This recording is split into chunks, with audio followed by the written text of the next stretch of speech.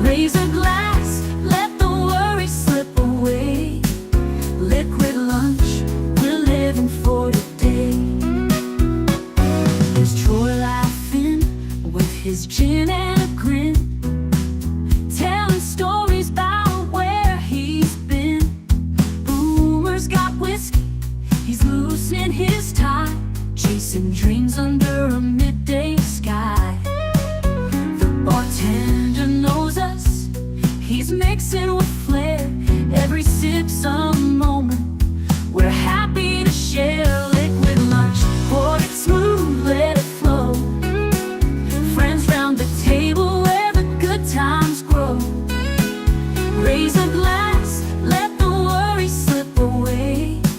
Liquid lunch, we're living for the day. The clock don't matter, we're lost in the vibe. Jazz in the air, feel the soul come alive. From martinis to bourbon, we're riding the wave. Stealing this hour, it's the freedom we crave.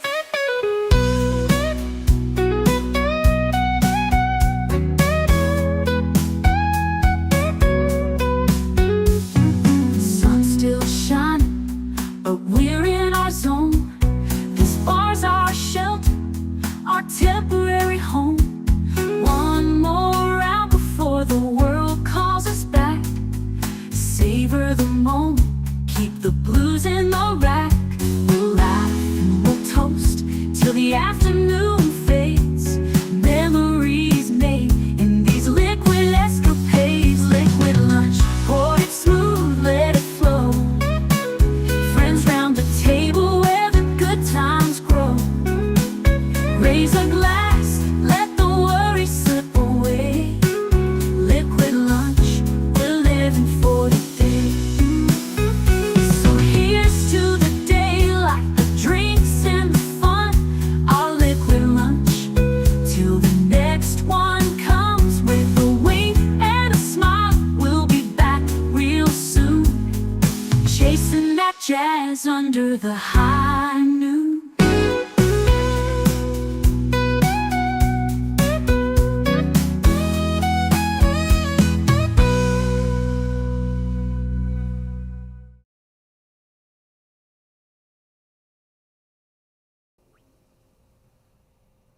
Salute and welcome. Thank you so much for being here on this Hump Day Wednesday.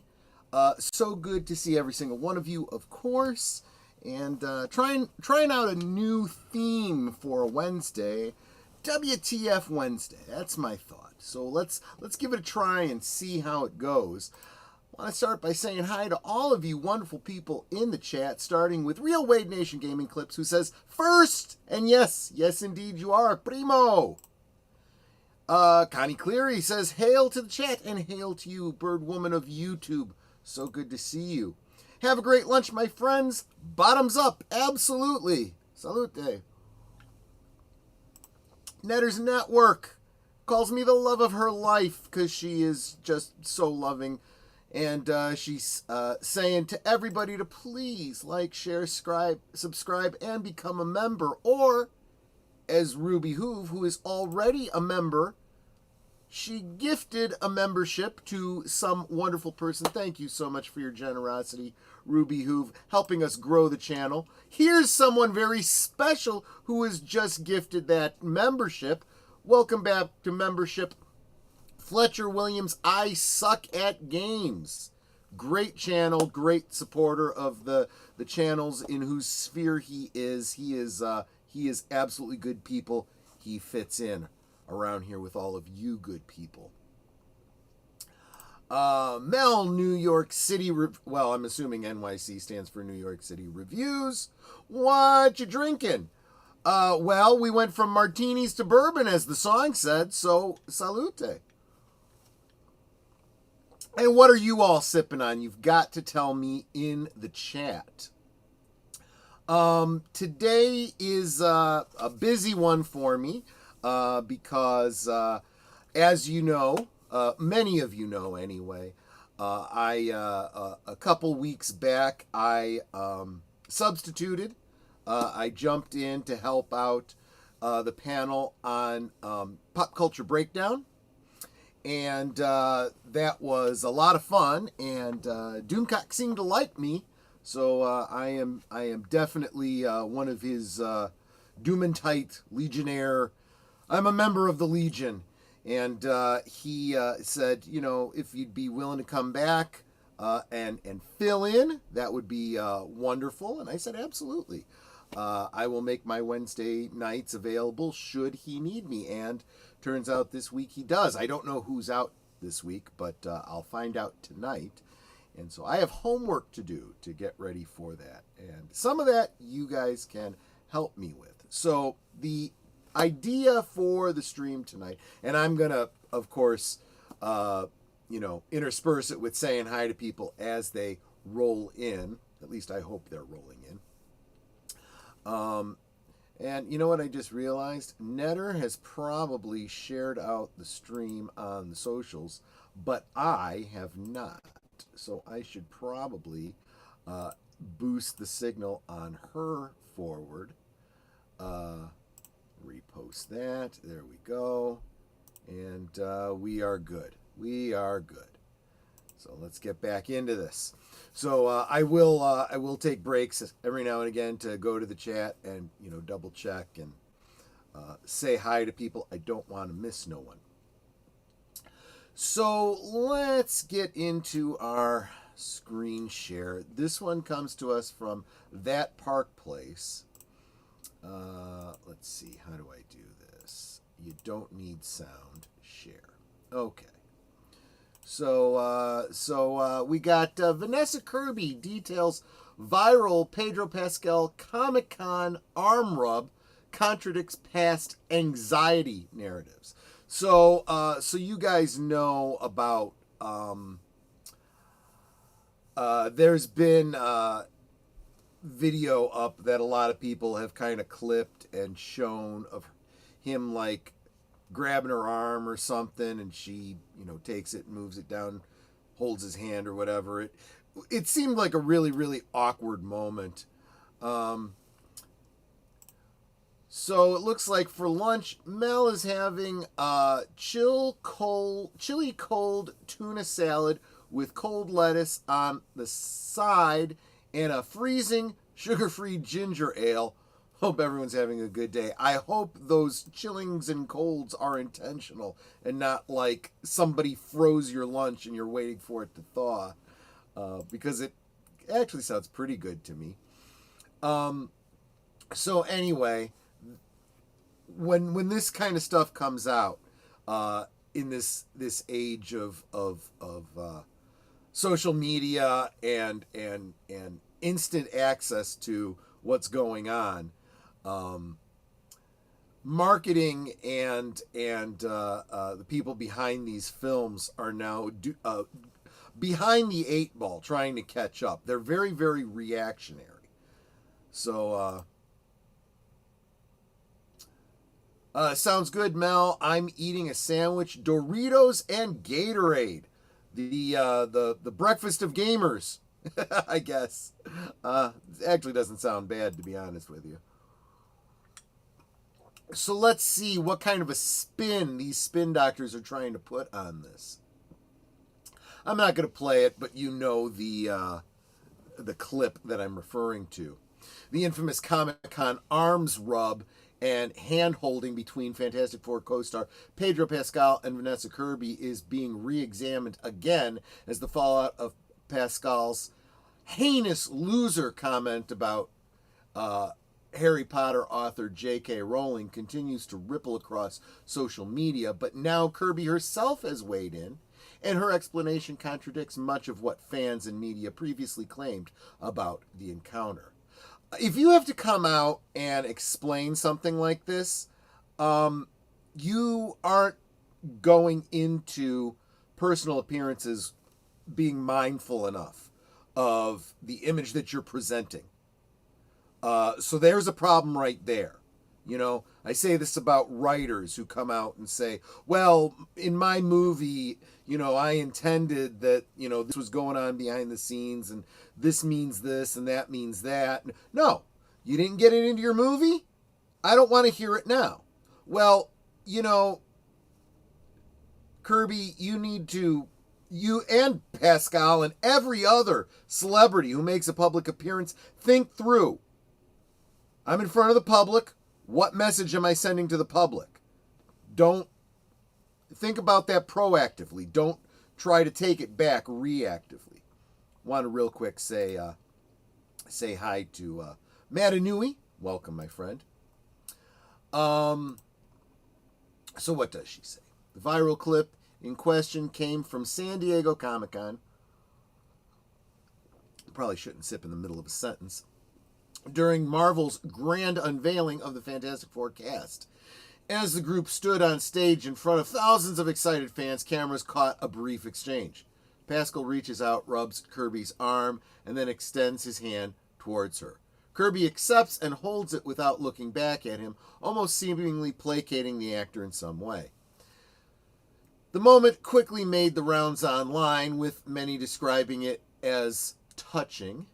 The initial narrative and media report was that Pedro Pascal, an actor who routinely appears before massive crowds, suffers from anxiety in large crowds, and Kirby is holding his hand to ground him. Headlines at the time ran with the narrative suggesting the actor was experiencing stage fright or emotionally overwhelmed, or was emotionally overwhelmed. I don't know. I think I may have misread that. One outlet claimed Vanessa Kirby comforts anxious co-star Pedro Pascal. Another described the clip as Pedro Pascal showing visible anxiety before being comforted by Vanessa Kirby, while fans praised her for being a calming presence. But now Kirby is telling a different story. What happened is we were both incredibly nervous going out in front of thousands of people who love this comic, Kirby told Vanity Fair. Oh, I'm sure they care a lot about the comic and the fans of the comics. Let me put that aside until the next article. It's a different venue and a different topic, but still. He wanted me to know that we were in this together, and I found it a lovely gesture and was very glad to squeeze his hand back. So, it wasn't her comforting him. It was a mutual thing, is what she's saying. Honestly, I don't really understand somebody who's in entertainment getting anxiety going out on stage in front of people. I mean, I have in the past, but who the hell am I? These guys, this is their living. Maybe they should kind of get their crap together. Notably, Kirby doesn't describe Pascal as needing comfort or grounding. In fact, she flips the story, saying he reached out to her as a sign of solidarity. The exact opposite of what had previously been reported. According to her, the hand-holding wasn't about his anxiety. It was about solidarity and partnership. And while she admitted they were both nervous, it was hardly the emotional crisis some accounts had suggested. Personally, I read it completely different. I read it as this guy creeping on her and her saying, yeah, let's just hold hands. Don't touch me otherwise. That was my take on it. But again, it's about perceptions, people. Maybe think about the perceptions you're throwing out there before you get out there. Okay, maybe. Just a suggestion. This shift in the narrative became especially relevant now as Pascal faces backlash for his recent comments attacking Rowling. After calling the Harry Potter author a heinous loser in an interview, defenders of Rowling began circulating the Comic-Con clip again, this time as supposed evidence that Pascal is overly familiar or self-congratulatory in his interactions, particularly with women. Yeah, that's kind of how I took it. That was before I even heard any spin on it.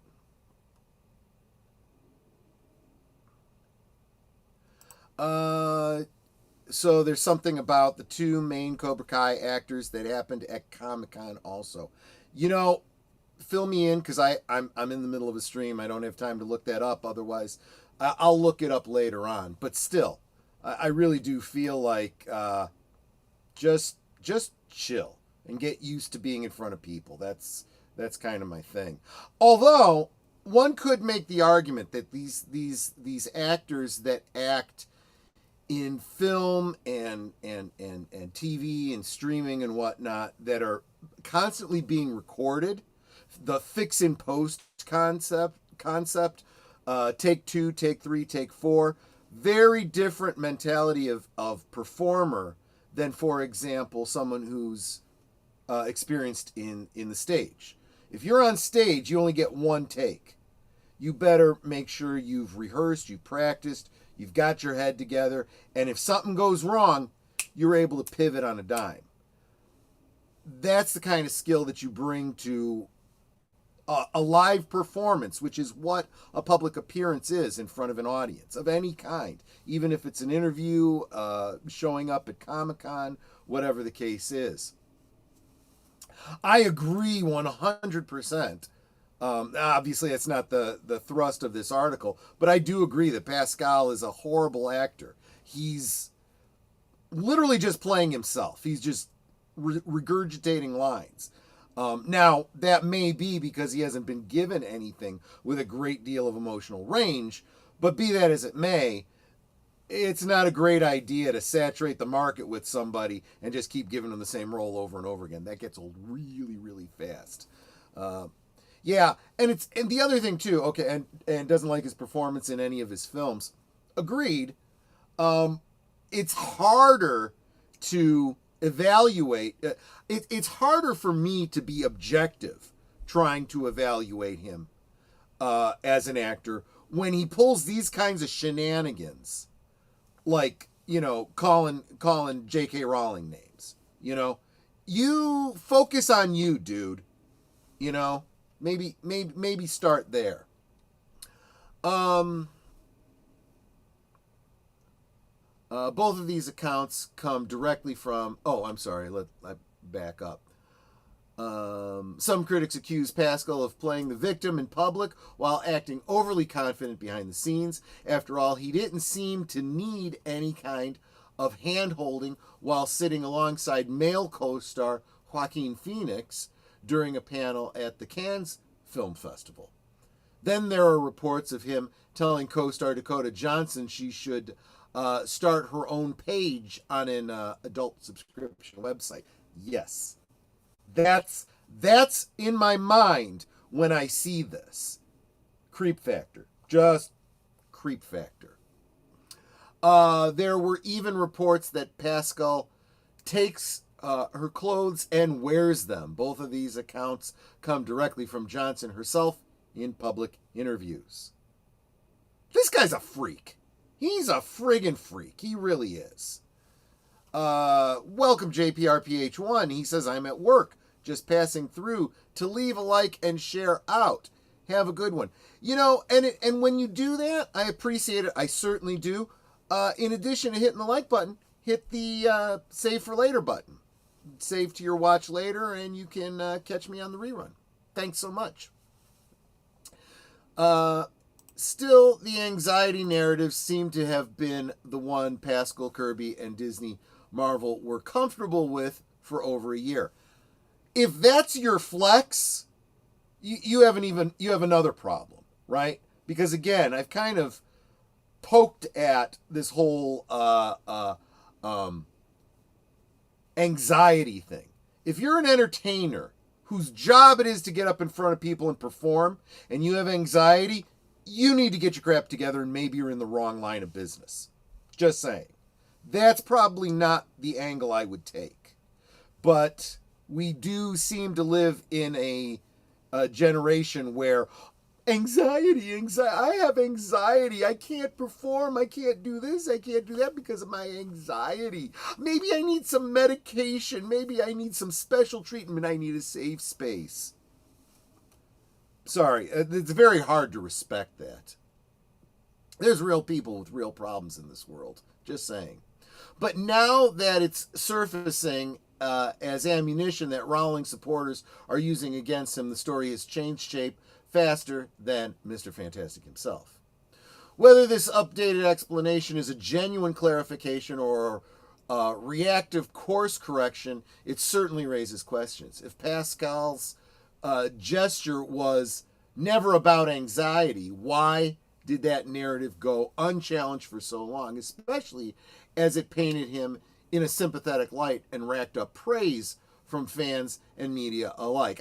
It doesn't rack up any praise for me. It racks up, at the most, pity. I pity somebody who can't get his crap together and struggles with anxiety in front of audiences. You know, that's like a surgeon having anxiety about seeing blood. Okay? Maybe you're in the wrong line of business. That's all I'm saying. Okay, so I already said that. For over a year, the moment was quietly farmed as a treatment to vulnerability and emotional openness. Now that is being used to question his behavior. The script has flipped. In the end, Kirby may genuinely see the gesture as harmless and supportive, but the timing of her clarification feels less like coincidence and more like damage control. Well, that damage control should have come immediately when people started talking about this, not now that he's taken heat. With Pascal increasingly under scrutiny for his public rhetoric, especially from those rallying behind Rowling, even minor moments are being reevaluated. And when narratives shift only after the backlash begins, it tends to raise eyebrows. And I would like to remind everybody that this is the same Pedro Pascal who has been so open with his public rhetoric on social media for a very long time, dating back to the days when apparently his co-star Gina Carano could get fired for sharing a tweet and asking people to think about what they do and how they treat other people, and he receives no backlash whatsoever. So I see no reason to give him any quarter and no shelter. Pedro was more likable when he was the guy whose face we never saw. Good point. Good point. Put the helmet back on. That's the way. Once we saw his face, he got cocky and lost his appeal. Well, he was cocky to begin with. He was like, people can't see my face. I want people to see my face. Because he's a prima donna. You took the role. Now you're renegotiating. That makes sense now. I always wondered why Pascal is in show business. Is he sleeping with gay exec? I'm not even. You know, I don't care who he sleeps with, you know, and I have no doubt that there's, well, let's just say that the rumors of casting couch shenanigans go all the way back to the very dawn of Hollywood, so I would not be surprised that there isn't something going on, right? Yeah, exactly, Mando. Yeah, put the mask back on. Thank you, Jonathan Conroy. Comes in, says, smashing the button and setting up AC for my dog. Well, I'm sure you will enjoy the AC as well. Yo, welcome, Jacen Fawkes from 540 Studios. Make sure you go and subscribe to 540 Studios on YouTube, all of his affiliates, and all other platforms that he is on. He is good people. Good to see you too, brother. Welcome, welcome. God bless your day. God bless your day as well.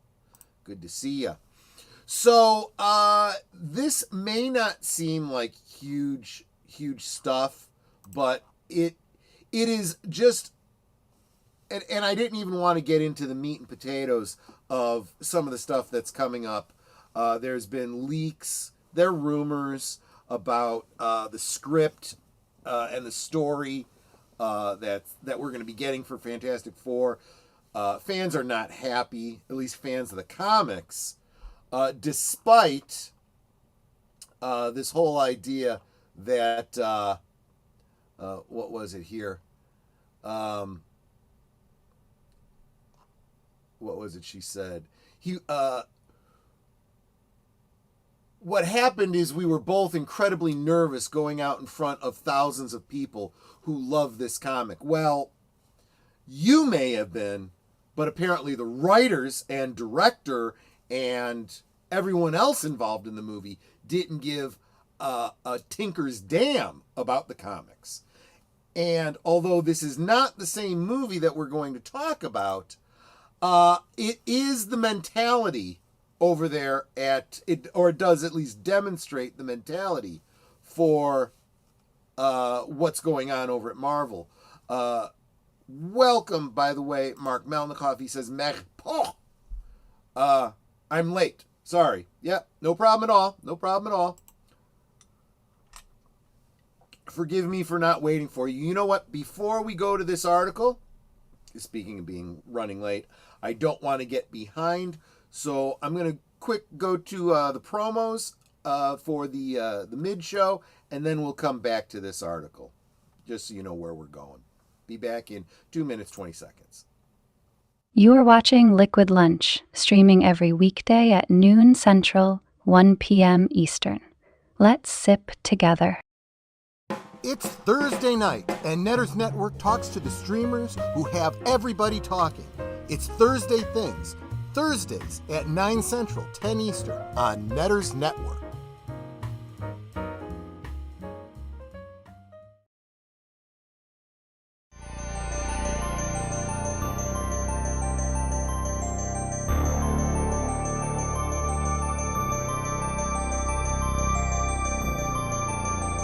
This week on Saturday Night at the Movies, Big Al presents the 1981 screwball comedy Zorro the Gay Blade. Big Al presents Films with Friends, Saturday at 9 Central, 10 Eastern on Big Al Presents. Every Sunday evening, Aged Boomer and Pop Pacelli bring you the rundown of the week's geek news, or at least what they think is interesting. You may have heard about it somewhere else, but Boomer and Pacelli put a spin on it you likely won't hear anywhere else. It's Geeky Geezers, every Sunday evening at 8 Central, 9 Eastern.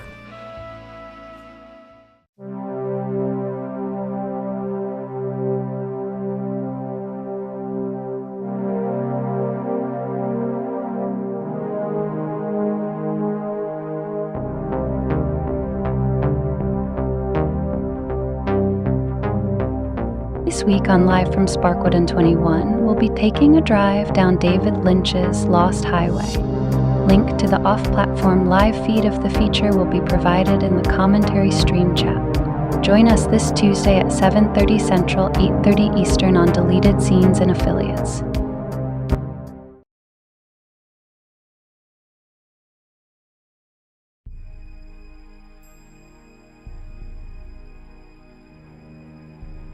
With the chance of ever returning to Auron gone, Callie is feeling alone and vulnerable. Then, an alien life force reaches out to her mind from its tomb in space. It's Sarcophagus. This Tuesday on Last Call presents Blake 7 at 10 p.m. Central, 11 Eastern. We now return to our liquid lunch. Big Al Presents says Zexy, Zany, Sensational, which I assume is a tagline for Zorro the Gay Blade. There you go. So let's get into it. Now, this isn't directly referencing the comics. It is referencing what went before. Marvel told Daredevil Born Again creatives not to watch the Netflix show. Now, why would they even think of doing that? I mean, we only have the same actors from that show, you know? I mean, it's only an ostensive to all the world believing sequel to that series, but forget that. Let's get into the article. Again, confirming what I told you, it's revealed the bozos at Marvel actually... Oh, and by the way, this does come from Comics Book News, Matt McGloin over there.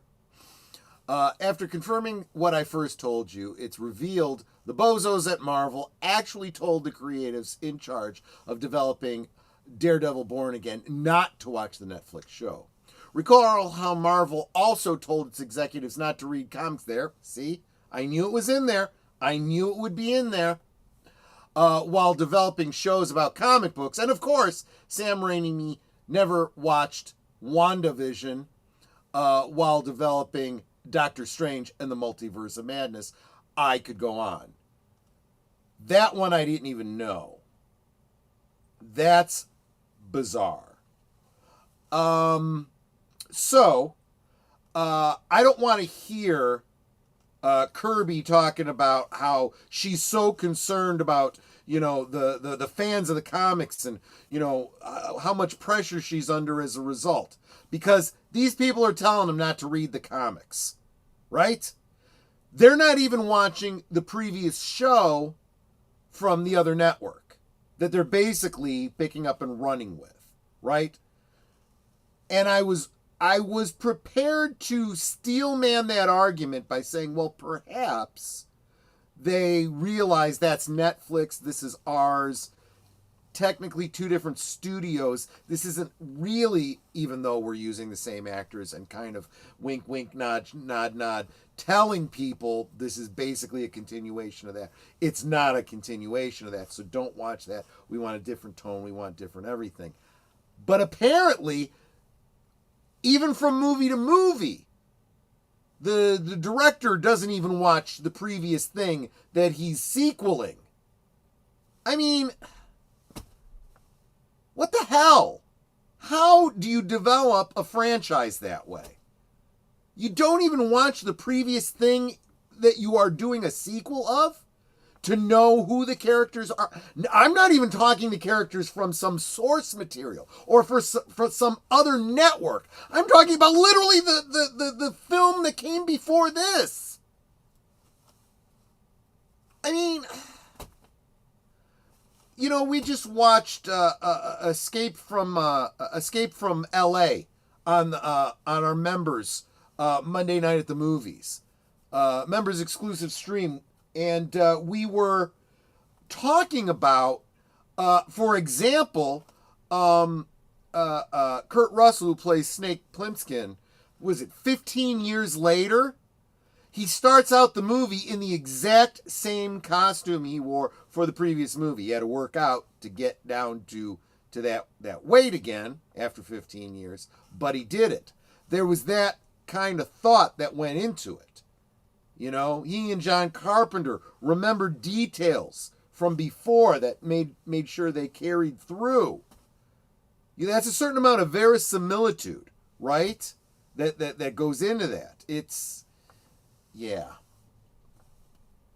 I digress. Let's continue with the article.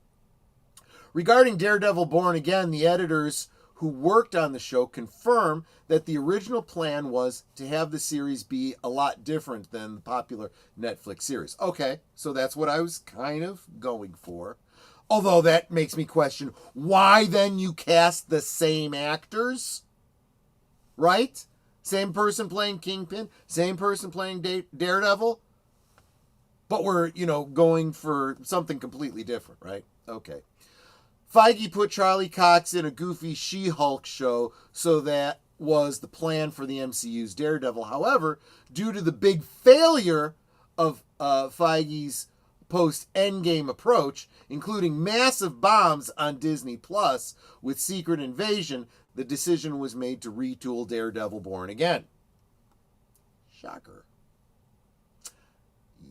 Yeah. There you go. Anyway.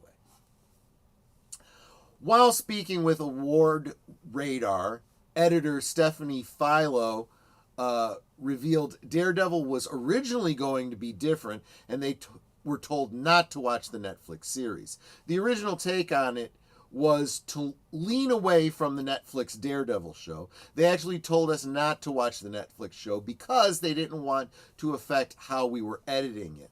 Once we restructured everything and figured out we would do a different take on it, we dove back into the figured out we would do a different take on it. We dove back into the Netflix side of things. We weren't able to use temp music from the Netflix series and get back to that darker vibe.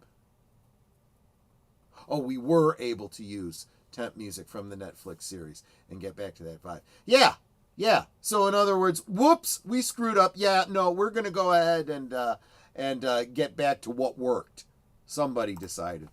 Mark Melnikoff says celebs forgot fans are the ones that make them their money. They save too much of that nonsense. Oh, I've seen too much of that nonsense. Yeah, and it's not just the celebs either. It's the writers, the directors, the producers. You know, these cocksure people that, you know, sniff their own farts and think they can do no wrong. And salute to Orville Nation, PJ. So good to see you, my friend. Glad you're here. Likewise, Cedric Nairn Smith, who also served as an editor, confirmed they retooled Daredevil Born Again. Sometimes we would iterate these episodes and would be asked at times to intercut these scenes. We thought intercuts would not work because they were intended to be intercut. However, once we started intercutting, we found out that there were common threads here.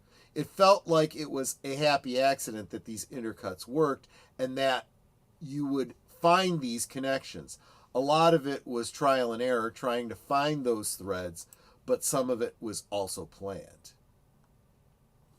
What's next for Daredevil? Ultimately, it seems they didn't go far enough in fixing Daredevil Born Again, as it's one of the least watched MCU shows on Disney+. And honestly, at this point, I'm starting to get the impression that they're taking the wrong messages. They're too laser focused on the episodes and the specific shows and the specific films and not looking at the bigger picture of Disney+. Fans are turning away from Disney in general. So even if something is good by the fans that actually do watch it, most fans have already walked away and said, you know what, I don't care. I just don't care anymore. You know, I don't know about E.G.O. I'm sure, you know, I'll be having to look at that sometime in the very near future, but apparently that's not doing well. And I haven't heard anything particularly, you know, egregious about it. Even if it's meh, you would think that, you know, families would take kids to see a family show. But Disney, I think that's what it really comes down to. There is Disney fatigue now. And I think that's actually a nice way of putting it. Hopefully things continue to improve with season 2, which is in development. Kristen Ritter is confirmed back as Jessica Jones. Well, there you go. I like her. The series, not that I watched any of this Daredevil series. The series also brought back John Bernthal as the Punisher, who is currently developing a Punisher special for Disney+. And it was recently confirmed Bernthal will be starring in Spider-Man 4. That's right. Punisher's first appearance in the comics was in Amazing Spider-Man number 129, a comic that I did have. You know? But I gave away all my comics. I do hope that my buddy's son, who inherited all those comics, still has that Punisher comic. But we may never know. So, and speaking of E.G.O, boom, Disney's E.G.O bombs at the box office. Shocker, shocker. Ironheart actress was this close to playing new Black Panther. Yeah, well, first look at MCU's drag queen in Ironheart. I did watch the first 3 episodes of Ironheart, so you don't have to. I'm not planning on doing a separate, you know, video about it. Although, if there's enough interest, maybe I will. I'll be talking about it tonight on Pop Culture Breakdown. That's actually why I watched it. Otherwise, I never would have. just a little peek behind the curtain. Let me go back to the main stage. I said, take me back to the main stage. Thank you very much. A little peek behind the curtain. So Doomcock shoots me the schedule for tonight and what we're going to be talking about. You know, he runs a professional outfit, so I gotta do my homework, right? I get an email with the links to watch the episodes. So I watch the episodes, and I got, you know, I go and I check it out. I'm like, great. Doomcock gives me an assignment. I get the research. And then I feel like McDowell in Clockwork Orange. Like, I got to sit here and watch it. You know? But it's what we do for you guys. This is the sacrifice we go through. DDI, Disney defunding itself. Yeah, pretty much. They've really pushed away their audience. They don't really have much of an audience anymore. It really does appear that they've lost the family audience, which was the entire audience of Disney. And why did they lose the family audience? Because they wanted to go after a new neo-Marxist audience that is so tiny.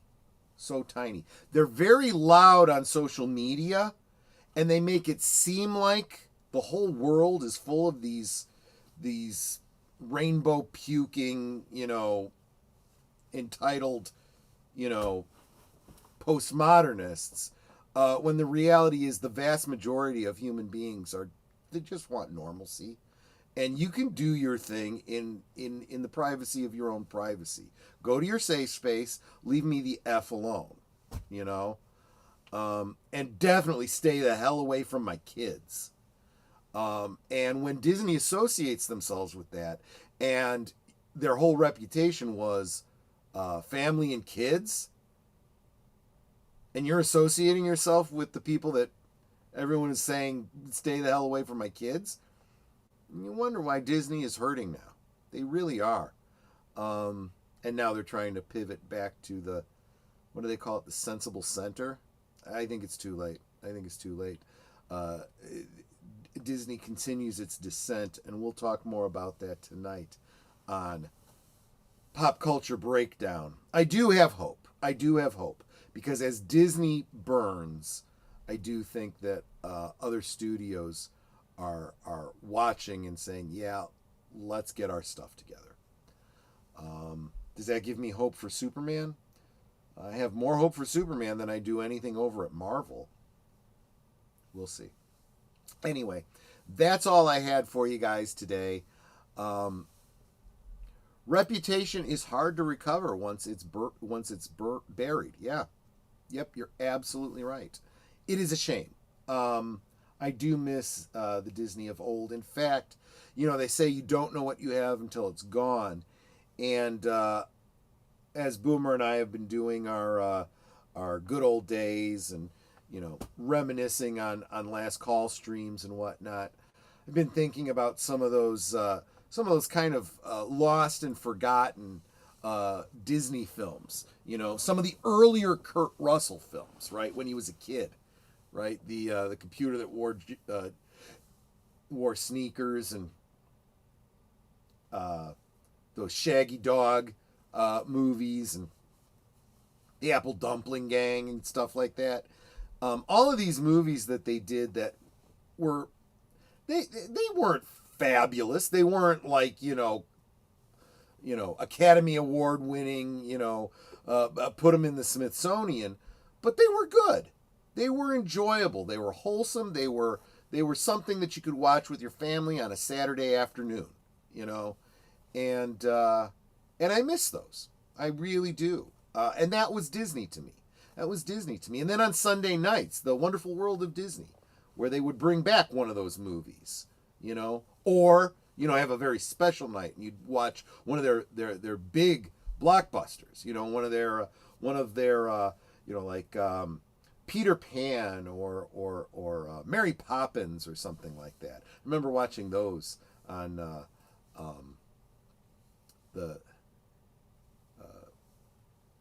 Sunday night was that Disney show, and they'd show the nighttime scape with the castle, and Tinkerbell would come flying out, and she'd do her one light flash to go to commercial break or whatever.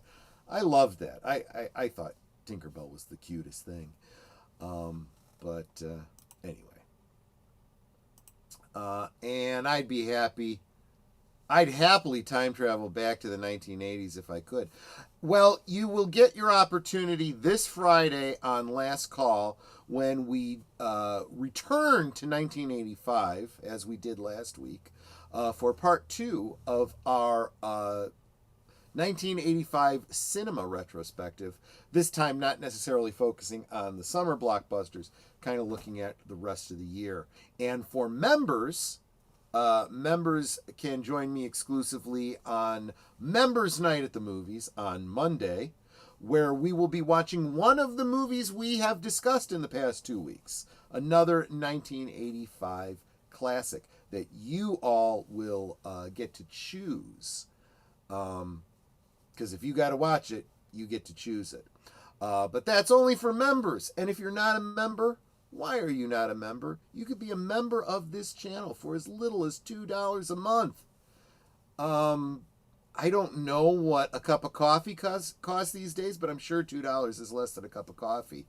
And people buy that every day, Anyway, it's just something to think about. It would be a great way to support the channel if you are so inclined, and if you enjoy what I do here, so that I can keep doing what I do here. Like I will tonight over on Doomcock for Pop Culture Breakdown. So by all means, folks, hope to see you tonight over there. Please come leave a comment. Let Doomcock know you're there because of me. It makes me look good. That's another way you can help support the channel. And that's all I've got for you today. This was WTF Wednesday. WTF Disney. WTF Marvel. Anyway, salute, my friends. Get back to work. Take care. Goodbye. Hope to see you again real soon.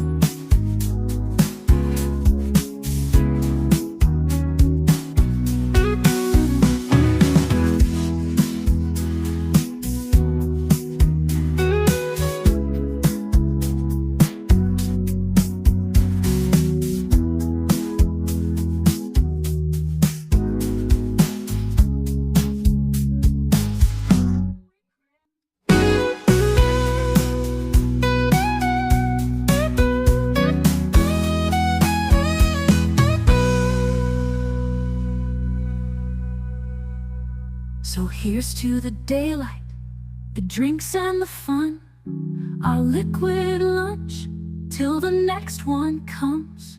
With a wink and a smile, we'll be back real soon, chasing that jazz under the high noon.